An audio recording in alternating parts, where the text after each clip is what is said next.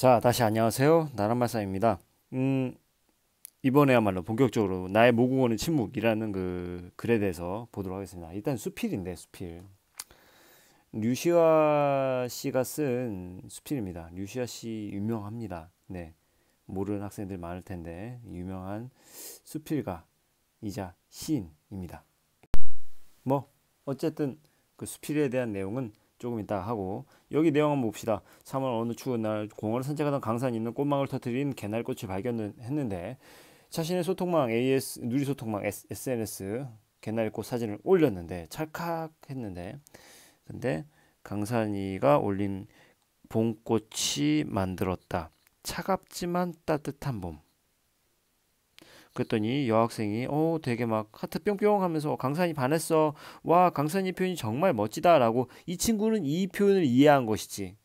근데 이 표현을 이해하지 못한 친구들은 이렇게 생각할 수 있겠지. 차가웠지만 따뜻한 건 뭔 소리야 이게. 말이야 방구야 라고 할 수 있어. 그지?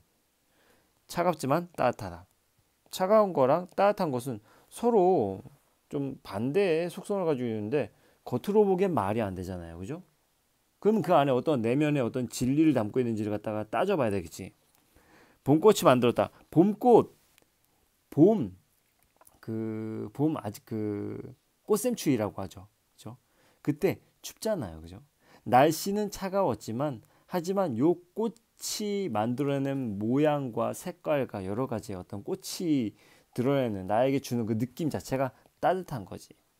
그래서 차갑지만 봄은 날씨 자체로 기온 자체로는 차갑지만 하지만 이렇게 꽃피는 꽃망울의 모습이라든지 색깔이라든지 이런 봄의 분위기는 아주 따뜻하다라는 표현을 얘기하는 것이죠. 그래서 이거는 역시 또 역설법. 잘 사용한 예라 볼 수 있겠죠. 그죠?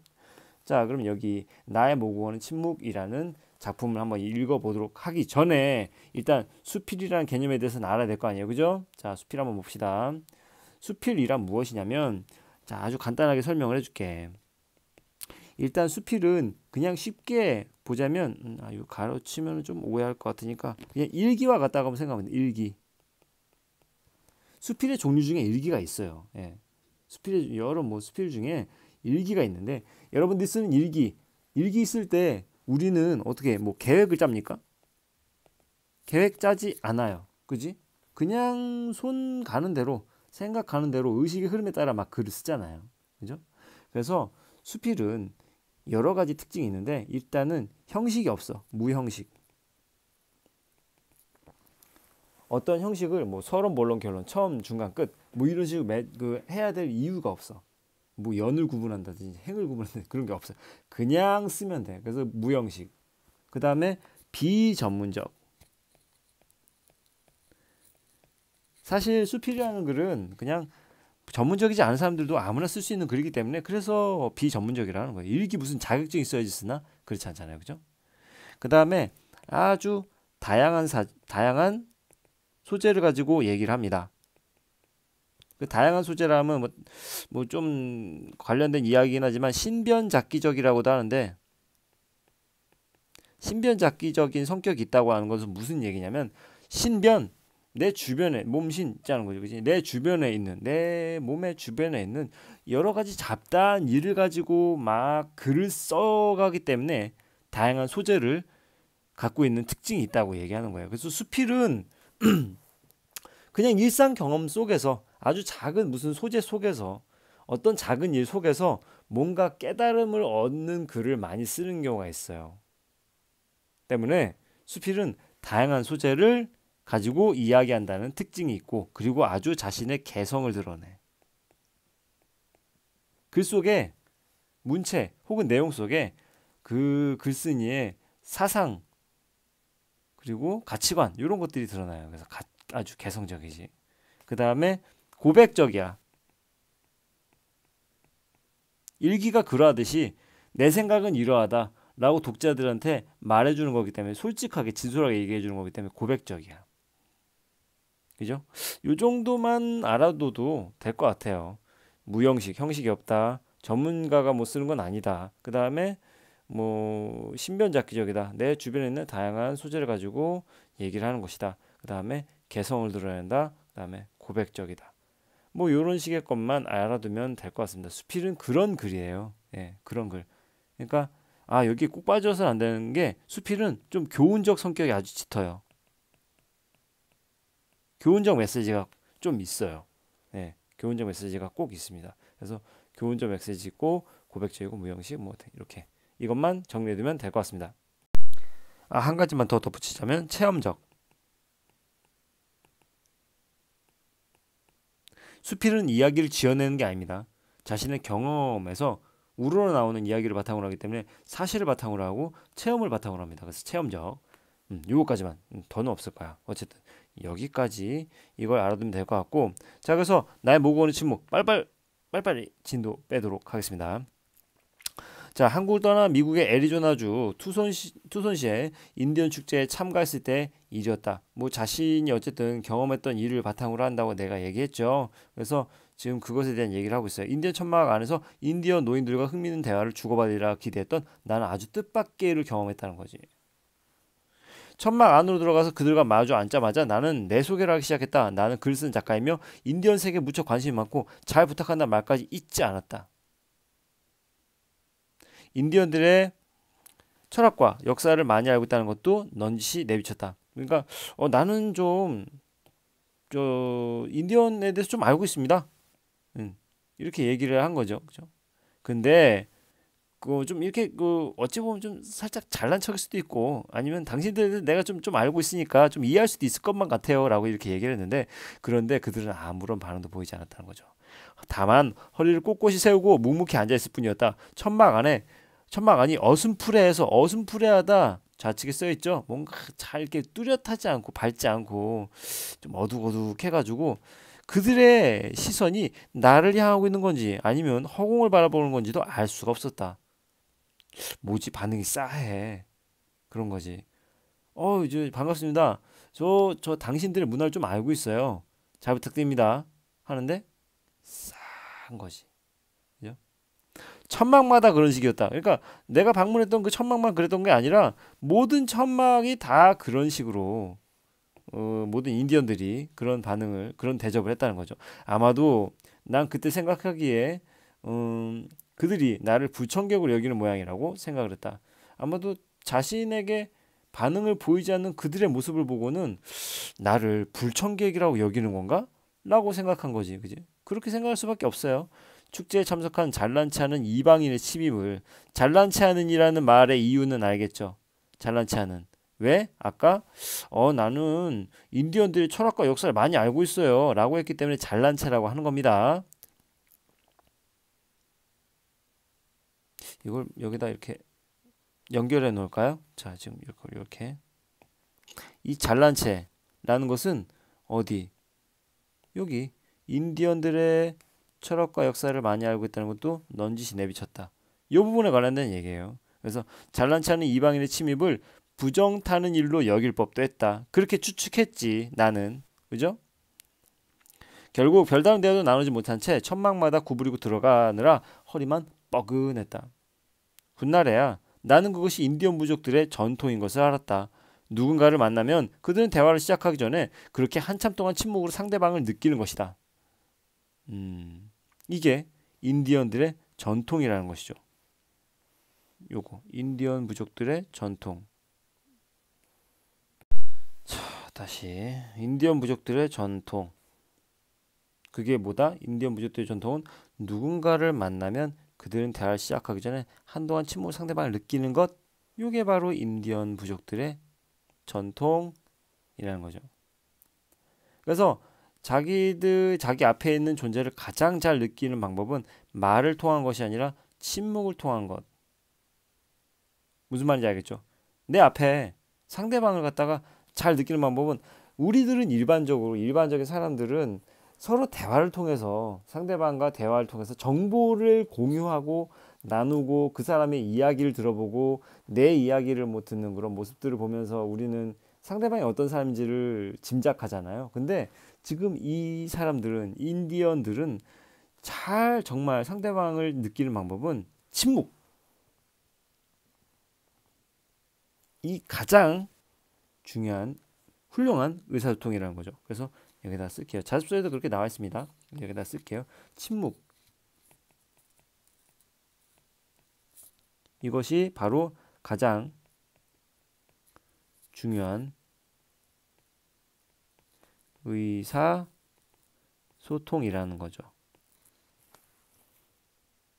가장 훌륭한 의사소통이라는 거죠. 침묵의 가치를 잘 알고 있어요. 인디언들은.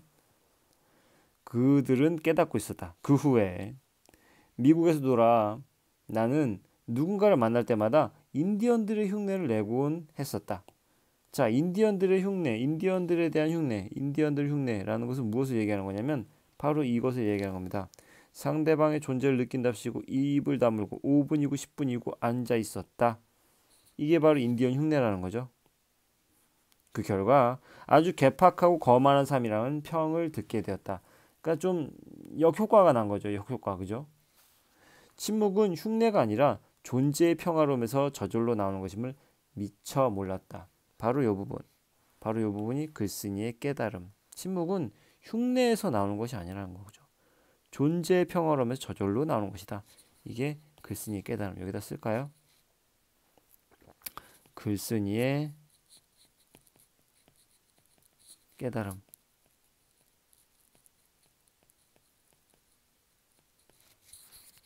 바로 이것이 글쓴이의 깨달음이다. 자, 그 다음 옆 페이지 한번 봅시다. 잘 그렸네요. 멋지죠? 자, 어쨌거나 저쨌거나 인디언들의 만남은 내게 새로운 경험이었다. 그래서 그들은 땅을 사랑하고 벌레들이 날개치는 소리를 사랑하고 한겨울 들소의 코에서 나오는 덧없는 입김을 사랑했다. 그 세계에 이끌린 나머지 나는 미국에 갈 때마다 자주 그들이 모여 사는 곳을 기웃거리게 되었다. 나 역시 머리를 닦고 인디언 팔찌를 하고 다녔다. 그러니까 인디언 그 문화에 흠뻑 빠졌나 봐요. 그죠? 이 류시아 씨는 몇 번의 여행을 인디언들과 함께 하면서 나는 그들에게서 2개의 인디언식 이름을 얻게 되었다. 이게 참 재밌어요. 이 부분이. 그중 하나가 너무 많이 말해 였다. 이름이 너무 많이 말해. 그러니까 인디언들이 생각하는 이 류시아 씨의 특징은 말 너무 많이 해. 자기네들 어떤 그 부족의 어떤 전통이라든지 그런 문화에 따르면은 이 류시아 씨의 그 말은 너무 많다라는 거죠. 조용히 뭐 침묵을 했어야 되는데 그렇지 않아서 너무 많이 말해라는 이름을 지어줬답니다. 이거 좀 웃기죠. 내가 뭘 얼마나 떠들었기에 그런 식으로 나를 부르는가 따지고 싶었지만 따졌다가는 되려 더 너무 많이 따져 라는 이름을 얻게 될까봐 그럴 수도 없는 노릇이었다. 그렇다 고백하지만 나는 그들의 침묵에는 턱없이 모자랐고 그들의 말에는 더없이 넘쳐났다. 침묵을 하는 데 있어서 류시아 씨의 노력은 부족했다라는 거죠. 모자랐고 그 다음에 그들의 말의 수준에 의하면 나의 말의 수준은 말하는 양의 수준은 너무 많았다는 거지. 넘쳐났다는 거죠. 그죠? 근데 요 문장 속에서 그 고백적 성격이 있죠. 분명 말했잖아요. 수필은 고백적 성격을 가지고 있다고. 이런 식으로 뭐 대놓고 직접적으로 고백한다라고 얘기하고 있지만 일반적으로 글의 전체가 고백의 내용입니다. 내가 경험했던 경험을 독자들에게 알려주면서 어떤 교훈적 메시지를 전달하는 걸 목적으로 하기 때문에 교훈적 성격도 있고 분명 고백적 성격도 존재하는 것입니다. 자, 그 다음 계속 읽어봅시다. 나는 이 생에서 쓸데없는 말을 너무 많이 하며 살고 있지 않은가? 그러니까 뭐 흔히들 어르신들이 하시는 말씀이 있어요. 왜 귀가 2개고 입이 하나인가? 왜인지 아느냐라고 하면 몰라요. 그러면 많이 듣고 그다음에 적게 말하라고 입이 하나라고 얘기하는 경우도 있어요. 예, 그러니까 그만큼 말을 신중히 하라는 얘기지. 그래서 어떤 의식의 흐름대로 고지고대로 여과가 없이 그냥 거르는 게 없이 입으로 그냥 막 나가버리는 친구도 있을 거야. 그러다가 말실수하는 경우가 아주 많아서 의가 상하고 정이 상하고 하는 친구들이 많잖아요. 그죠? 그래서 좀 말을 적게 하고 침묵을 통해서 말을 아끼면서 정말 필요한 말들만 하는 게 어떻겠느냐라는 어떤 메시지를 담고 있는 글이 바로 이 글인 거죠. 그죠? 그래서 이 부분이 글쓴이가 반성한 내용이라는 겁니다. 글쓴이의 반성. 여기다 이렇게 씁시다. 여기다 글쓴이의 반성 내용이 난 정말 내 삶에서 너무 쓸데없는 말을 많이 하고 있는 것만 같다 라고 자성하는 거죠. 스스로 반성하고 있는 거죠. 자, 그 다음에 이제 거의 끝에 왔습니다. 라코타족 발음이 어렵네. 인디언인 서 있는 곰, 이름이 서 있는 곰인 거야. 서 있는 곰이라는 사람은 말합니다. 침묵은 라코타족에게 의미 깊은 것이다. 라코타족은 대화를 시작할 때 잠시 침묵하는 것을 진정한 예의로 알고 있다. 말 이전에 침묵이 먼저 라는 것을 알았던 것이다. 슬픈 일이 닥쳤거나 누가 병에 걸렸거나 또는 누가 죽었을 때 나의 부족은 먼저 침묵하는 것을 잊지 않았다. 어떤 불행 속에서도 침묵하는 마음을 잃지 않았다. 인디언들은 여러 부족으로 이루어져 있고 부족마다 언어도 매우 다르다. 그래서 나는 인디언을 만나면 그들의 부족 언어를 묻곤 했다. 당신의 모국어는 무엇입니까? 그러면 그들은 이렇게 답하곤 했다. 우리의 모국어는 침묵입니다. 자, 여기서 역설이 무엇인가요? 역설이 등장했죠. 그죠?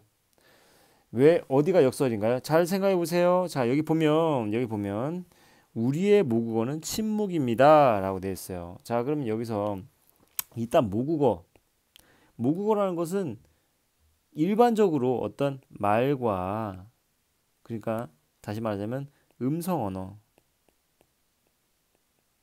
그 다음에 글, 그러니까 문자 언어 모두 포괄하 말일 거야.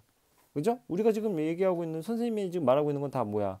지금 우리나라 말을 쓰고 있는 거잖아요. 음성 언어. 그리고 선생님은 지금 이렇게 그 글자를 쓰는 거, 이거 한글이잖아요. 문자 언어. 그죠?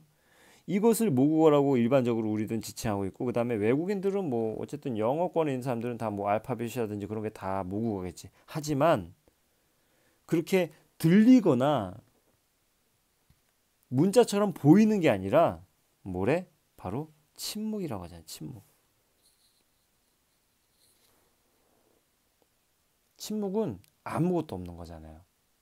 뭘 말하는 것도 아니고 쓰는 것도 아니란 말이야. 근데 어떻게 모국어 침묵이야?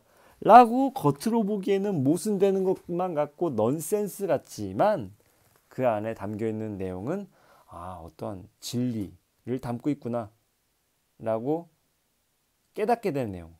역설이죠. 그러니까 뭐 자습서의 표현에 의하면 말보다 침묵으로 상대방을 더 잘 느낄 수 있다는 의미라고 써있을 거예요. 인디언들의 침묵을 중요하게 생각하면 알 수 있음이라고 써있단 말이죠. 말 그대로 인디언들에게 있어서는 어떤 말이나 어떤 글보다도 상대방을 이해하기 위해서는 침묵으로 상대방을 이해하는 방법을 쓰고 있기 때문에 그야말로 그들의 모국어는 침묵인 거죠. 그래서 이 내용, 이 문장 부분은 겉으로 보기에는 모순되는 듯 보이나 말이 안 되는 것처럼 보이지만 잘 내면을 깊게 곱씹어서 다시 읽고 다시 읽다 보면은 이런 내용을 담고 있구나 하는 진리를 깨닫게 됩니다. 때문에 이것은 아주 잘 쓰여진 역설적 표현이라고 볼 수 있겠죠. 역설법이 쓰였다. 역설법. 됐죠? 자, 그럼 옆에다가 이제 핵심 정리 적어주도록 하겠습니다. 잠깐만 기다리세요. 자, 핵심 정리 다 자습서에 있는 내용 옮겨 적었습니다. 참고하세요. 일단 갈래 수필이라고 얘기했습니다. 그죠? 그래서 수필이기 때문에 고백적 성격이 있고, 성찰적이라는 건 뭐냐면 자신을 되돌아보는 내용의 성격이 좀 짙다는 얘기입니다. 그 다음에 역설적, 아까 말했고, 주제, 침묵의 진정한 의미. 일반적으로 생각하는 침묵과 달리 우리들이 인디안 문화 속에서의 침묵이라는 것은 상대방을 진정 잘 파악할 수 있는 아주 올바른 방법이다라는 얘기하고 있는 거 아시고요. 그 다음에 특징 첫 번째, 자신의 체험에서 얻은 생각을, 글쓴이 자신의 체험에서 얻은 생각을 독백체 형식으로 표현했다. 독백체, 스스로에게 혼잣말하는 그런 형식으로 표현했다는 얘기고요. 친근한 어투죠. 친근한 어투로 자신의 생각과 느낌을 전달하여 독자들에게 감동과 깨달음을 줬고, 마지막 역설 표현이 중요한 겁니다. 역설 표현이 나타난 인디언의 말을 인용했어. 인용이라는 말이 무슨 뜻이야?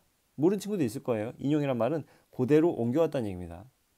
인용해서 중요한 내용을 강조하고 강한 인상을 줬습니다.